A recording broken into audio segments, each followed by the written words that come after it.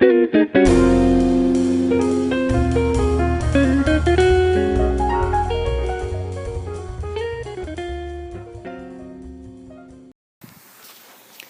nome é Rafael Calix, eu sou oncologista clínico do Hospital Israelita Albert Einstein, diretor científico do Instituto Oncoguia. E nós vamos falar agora um pouco sobre as novidades do tratamento do câncer de mama que foram apresentadas no Congresso da Sociedade Americana de Oncologia Clínica, o Congresso da ASCO, que é o maior congresso de oncologia do mundo e ocorre anualmente. Primeiramente, a gente vai falar nesta pequena gravação sobre trabalhos relacionados ao câncer de mama metastático, nos quais a doença expressa o que a gente chama de HER2, ou seja, câncer de mama HER2 positivo. O primeiro e mais importante estudo que foi apresentado em relação a essa doença, câncer de mama metastático HER2 positivo, pegou mulheres que já haviam recebido uma quimioterapia associada a trastuzumab, que é um tratamento tradicional para o câncer de mama metastático HER2 positivo, 980 mulheres ao todo, e dividiu essas mulheres em dois grupos. Um grupo para receber uma nova molécula que consiste numa toxina associada ao trastuzumab, a toxina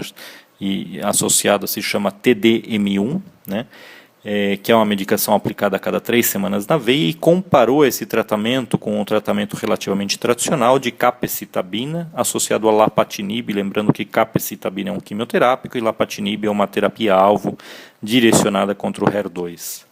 E o objetivo dos investigadores foi, obviamente, ver quanto tempo demorava para que a doença progredisse em vigência desse novo tratamento. Foram, então, divididos dois grupos, cada um com 496 mulheres, e o que se observou ao longo do segmento dessas pacientes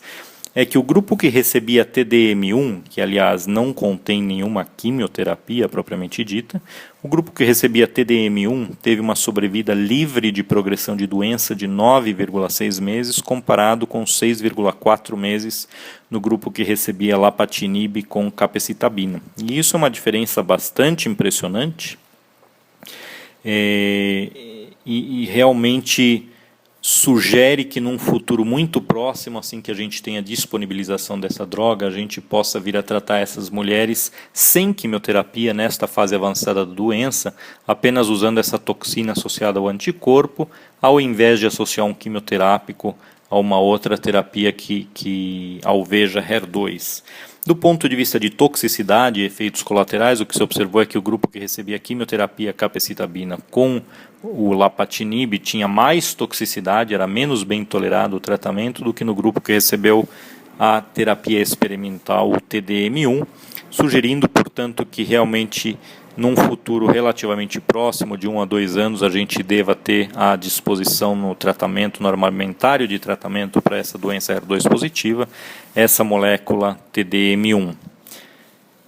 Esse trabalho foi tão importante que foi selecionado para uma apresentação oral no que a gente chama de sessão plenária, que consiste nos maiores ou mais importantes trabalhos do ano a serem apresentados nesse congresso. O segundo trabalho, que foi apresentado também relacionado ao câncer de mama HER2 positivo com doença metastática, doença incurável, comparou doentes que haviam acabado de ser diagnosticadas com doença metastática, dando para elas ou uma combinação de trastuzumab associado a um taxano, que é um quimioterápico, ou lapatinib, que é uma outra terapia-alvo contra HER2 associada ao mesmo taxano. Então, o grupo de trastuzumab versus lapatinib, ambos os braços associados com o mesmo quimioterápico, e avaliou